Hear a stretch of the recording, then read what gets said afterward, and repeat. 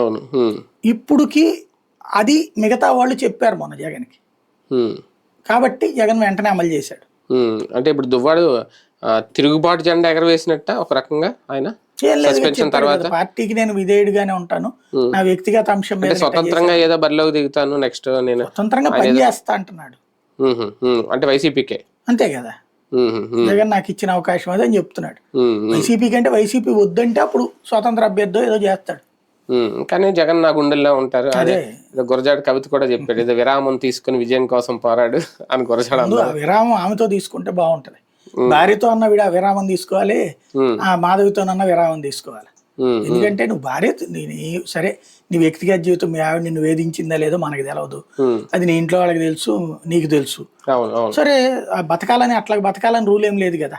అట్లా బతకకుండా ఉండాలి అనుకుంటే నువ్వేం చేయాలి? రూల్ ప్రకారం అయితే గనక చట్ట ప్రకారం విడాకులు తీసుకోవాలి. ఆ విడాకులు తీసుకున్నటువంటి సందర్భంలో నువ్వు ఏం చేసుకున్నా నీ ఇష్టం.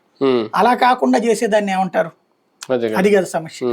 మే 2వ తేదీన ప్రధాని రాబోతున్నారు. ఆంధ్రప్రదేశ్ ఒక రకంగా పునఃప్రారంభోత్సవం రాజధాని.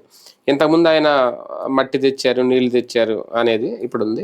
ఇప్పుడు ఏం తేబోతున్నారు, ఏం మాట్లాడే అవకాశం ఉంది అనేది కూడా, అంటే ఈసారి దీన్ని ఎలా చూడాలి?